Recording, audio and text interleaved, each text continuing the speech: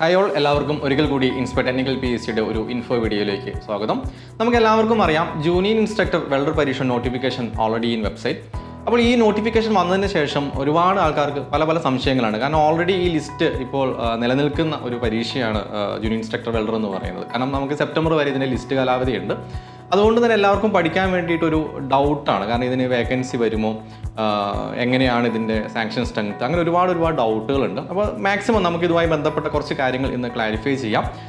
നമ്മളിതുമായി ബന്ധപ്പെട്ട് ഒരു RTI കൊടുത്തിരുന്നുവെങ്കിലും കൃത്യമായൊരു മറുപടി നമുക്കതിന് ലഭിച്ചിട്ടുണ്ടായിരുന്നില്ല. അപ്പോൾ എനിവേ നമ്മൾ ഒന്നും കൂടെ RTI കൊടുക്കുന്നുണ്ട്. അപ്പോൾ എക്സ്പെക്റ്റഡ് വേക്കൻസി നമുക്ക് ആ ഒരു സമയത്ത് ഡിസ്കസ് ചെയ്യാം. എനിവേ നമുക്ക് എല്ലാവർക്കും അറിയാം, ലാസ്റ്റ് ഈ പരീക്ഷ നടന്നത് 2022 അതിൻ്റെ ഏകദേശം 33 അഡ്വൈസാണ് കഴിഞ്ഞ ജനുവരി വരെ പോയിട്ടുള്ളത്. ഓക്കെ, ഇനി ഇതിന് മുമ്പുള്ള പരീക്ഷ നമ്മൾ നോക്കുകയാണെങ്കിൽ 2014 ഈ പരീക്ഷ നടന്നിട്ടുള്ളത്. അന്ന് 96 അഡ്വൈസോളം ഇതിന് പോയി. ടോട്ടൽ 132 സാങ്ഷൻഡ് സ്ട്രെങ്ത്തിൽ 99 എണ്ണവും ഇത് കേരള PSC വഴി തന്നെയാണ് നികത്തുന്നത്. ഓക്കെ, അപ്പോൾ ഇതിൻ്റെ ഒരു പ്രൊമോഷൻ സ്ട്രാറ്റജി എന്ന് പറയുന്നത്, ഇപ്പോൾ കഴിഞ്ഞ ലിസ്റ്റ് കയറി എല്ലാവരും തന്നെ ഇപ്പോൾ സീനിയർ ഇൻസ്ട്രക്ടർമാരായിട്ടുണ്ട്. ഇനി GI പ്രൊമോഷൻ വരുമ്പോഴാണ് എന്ത് വരുന്നത്, ഇതിലൊരു നെക്സ്റ്റ് പ്രൊമോഷൻ ഇവിടെ നടക്കുമ്പോഴാണ് എന്ത് വരുന്നത്, ഇനി എക്സ്ട്രാ വേക്കൻസി ഇവിടെ വരിക. ഓക്കെ, അപ്പോൾ ഇതിൻ്റെ ഒരു പ്രോബബിലിറ്റി എന്ന് പറയുന്നത് ഇത്രയും കാലമായതുകൊണ്ട് തന്നെ, കാരണം നമുക്ക് ഈ ഒരു വർഷം ലാസ്റ്റോ അല്ലെങ്കിൽ നെക്സ്റ്റ് ഇയർ സ്റ്റാർട്ടിങ്ങോ ആയിരിക്കും നമ്മൾ ഈ ഒരു പരീക്ഷ ഉണ്ടാവുക. 1 ഇയർ ഒക്കെ ആയിരിക്കും ഇതിൻ്റെ പ്രോസസ്സിങ് ടൈം.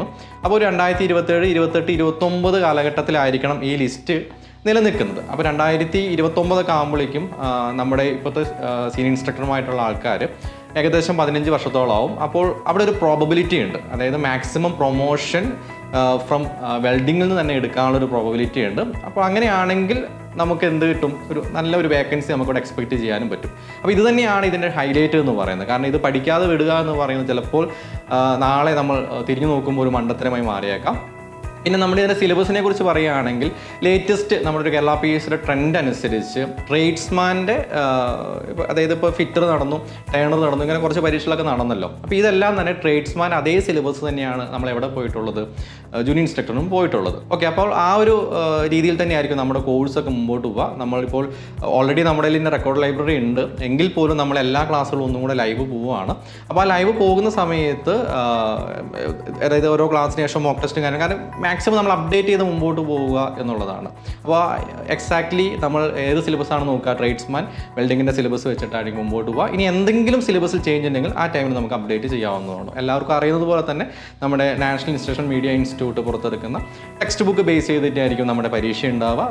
അപ്പോൾ എല്ലാവരും എന്ത് ചെയ്യുക, നമ്മൾ സംശയങ്ങളൊക്കെ തൽക്കാലം ഒന്ന് മാറ്റി വെച്ച് നമ്മൾ പഠിത്തത്തിലേക്ക് ഇറങ്ങുക. കാരണം നമ്മുടെ പ്രോസസ്സുകൾ നമ്മളെന്തായാലും കംപ്ലീറ്റ് ചെയ്യും. നമ്മളെന്തായാലും പരീക്ഷയ്ക്ക് പഠിച്ച് എഴുതണം, ഷോർട്ട് ലിസ്റ്റ് വരണം, റാങ്ക് ലിസ്റ്റ് വരണം.